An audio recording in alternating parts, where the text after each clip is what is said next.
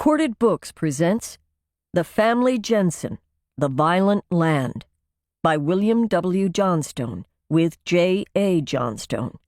Narrated by Jack Garrett. Book 1, Chapter 1. The 7 men rode into Big Rock, Colorado, a few minutes before noon. Nobody in the bustling little cowtown paid much attention to them.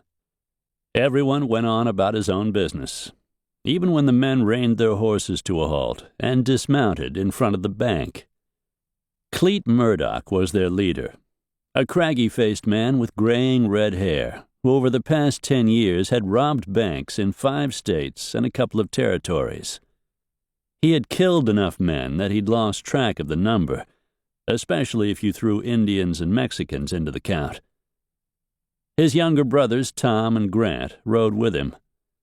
Tom was a slightly younger version of Cleet, but Grant was the baby of the family, a freckle-faced youngster in his 20s who wanted more than anything else in the world to be a desperado like his brothers.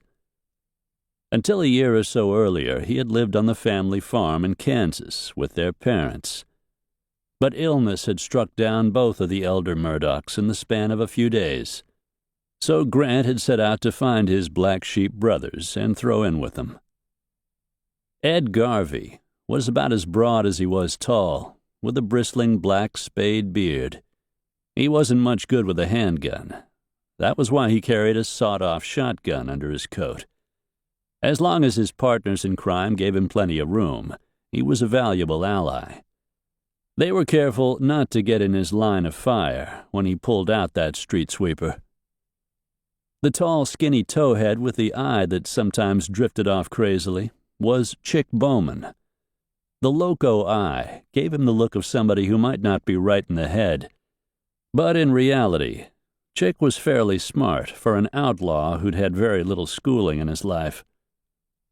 The one who wasn't all there was Denny McCoy, who followed Chick around like a devoted pup. Denny was big and barrel-chested, and he had accidentally killed 2 whores by fondling their necks with such enthusiasm that they couldn't breathe anymore. Chick had gotten Denny out of both of those scrapes without getting either of them lynched. The member of the gang who had been with Cleet the longest was a Crow who called himself Otter. He had worked as a scout for the Army, but after coming too damned close to being with Custer when old Yellowhair went traipsing up the Little Bighorn to his death, Otter had decided that the military life wasn't for him. He knew Cleet, who had been a sergeant before deserting, and had looked him up. Cleet's prejudice against redskins didn't extend to Otter, the only man he knew who took more pure pleasure in killing than he did. As the group tied up their horses at the hitch rack in front of the bank, Otter moved closer to Cleet and said quietly, "Lawman." Cleet followed the direction the Crow's eyes were indicating and saw a burly, middle-aged man moving along the boardwalk several buildings away. "Yeah, I see him," Cleet said.